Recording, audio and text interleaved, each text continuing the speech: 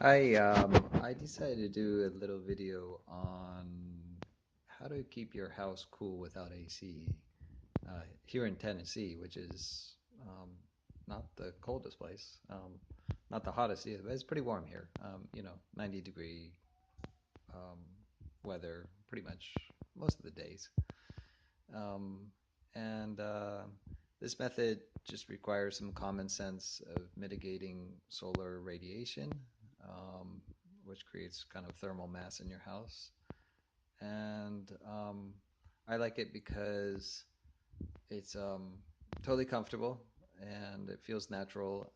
And I let a bit of fresh air in during the day rather than being all foxholed up in an AC um, situation, as well as when I go outside, um, I'm less hot because I'm going from say 76 to 85 or 90 instead of from 60 to 90, which is insane. Um, and it works out pretty good. And the only time it's a bit of a challenge is when you go to a normal person's house that has their AC set on at 65 or business, and you're used to being in 75, 80-degree weather, and you literally have to pack a turtleneck to kind of be part of the insanity of freezing yourself in the summer with the rest of the crowd. So that's the only drawback, but hey, it's worth it.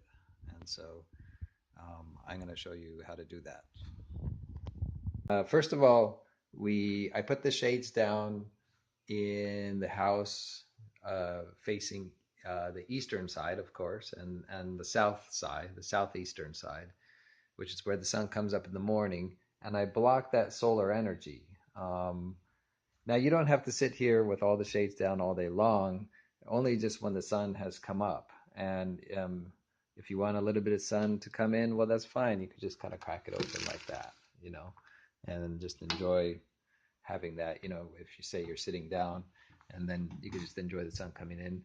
But you don't have to have your whole house being absorbing sunlight, which is extremely heating. Um, and sunlight does a pretty amazing thing of heating things. I mean, it could be even 40 out there, and if the sun hits that car, it's going to be like 80 in the car.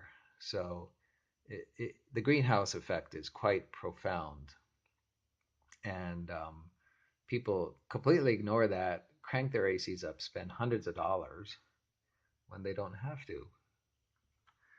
Um, so yeah, just keep the shades down in the morning hours on the side of the house that the sun hits, and then flip that, keep the shades down on the west side. Um, and so here's what we do. When the sun goes down and things start cooling off, we open up the house. So during the day, try and keep the window's closed for the most part. You could leave a window cracked open if you want some fresh air, which is nice. And then I got this fan here, which is mounted on the window, and I just turn it on like that, obviously. Now, right now, it's not needed because it's warmer outside than it is inside, so I don't want to pull warmer air in. So I run the fan so long as the air outside is cooler than the temperature inside. And then what you do is you open some distant windows. Oh, watch out for the cat. And some windows on the other side of the house. And of course, when the fan's running, I leave these windows wide open. Right now, I'm just having them cracked because it's warmer outside again.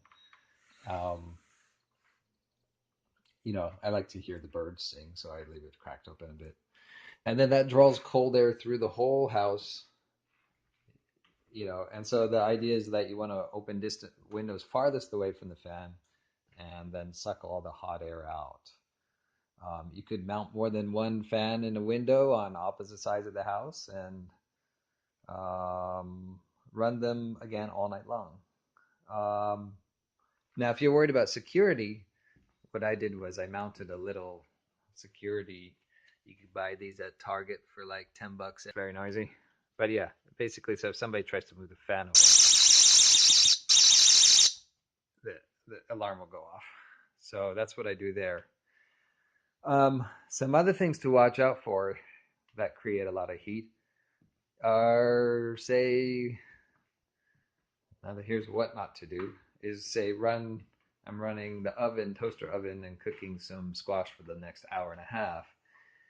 Good time to do this would be probably in the night when I'm sucking in all the cold air anyway, rather than generating heat in the kitchen for the next hour and a half.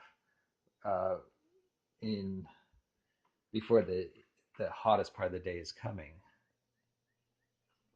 Other things that are really useful when it really starts to kind of warm up a bit more is ceiling fans, which I turn on when it starts hitting about 78, 79 in here.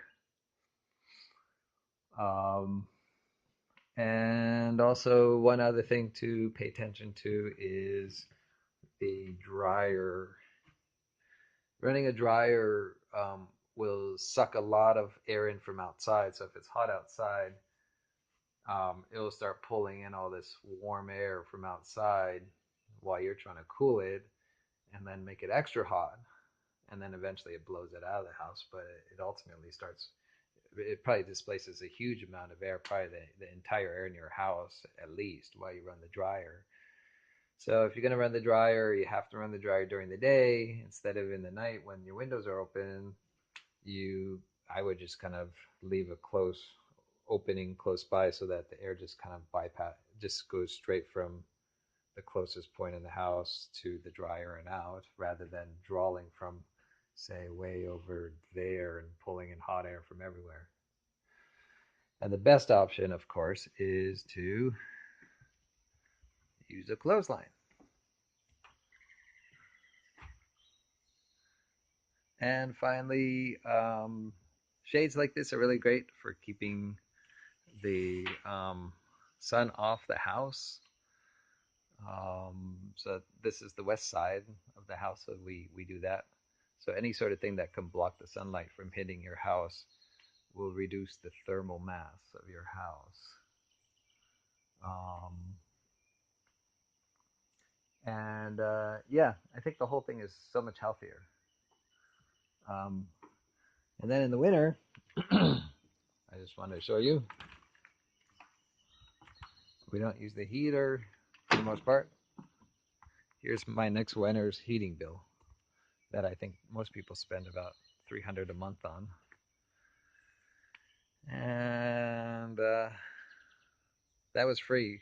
Just picked it off the roadside, and I'm happy to haul it in because the quality of heat in the winter is great using wood.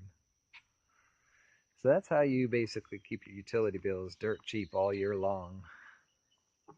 I hope this helps, and let's thank our sponsor, Mr. Jones. Thank you for being the sponsor of this video. Okay. Um, one last thing is I'm outside here. Some things you could also do are the following. Plant deciduous trees relatively close to the house, but not too close. That's a river birch, which grows. That thing's only like 2 years old. And we planted it. It was only 5 foot tall. Now it's like 15. Things like that will create some good shade. I like deciduous trees, and here's a tulip poplar. So these are eventually going to create some good shade for the sun that's way over there, and it will, slow down the solar radiation on the house, and that makes a huge difference. So that's another good thing to do is plant deciduous trees around your house, not evergreens, because evergreens will create shade in the winter too, and that's not what you want. And of course, again, these blinds, things like that you could block the sun with, really help reduce solar radiation on your house. One last thing I learned in India, I don't do it a lot here, but it does help on the super hot days where there's a heat wave. Um, I take the hose and I just literally hose this whole side of the house off with a hose. Takes, I don't know, maybe 10 gallons of water, but it's probably not even that, maybe five.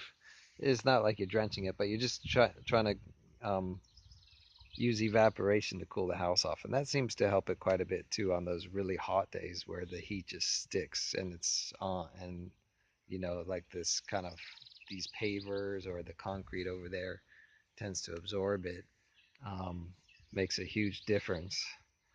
And yeah, I know in theory you're wasting water, but water is a far more um, reusable energy than electricity, which generally comes from coal plants or even nuclear, which is far more impactful on the environment. So there's a bit of a trade-off there, but you know, that's something I do on the super hot days to help reduce the heat on the house the minute the sun goes down.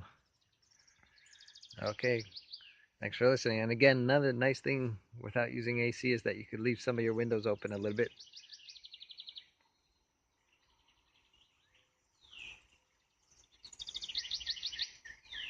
and get to enjoy the nature that God has given you to enjoy in the summer.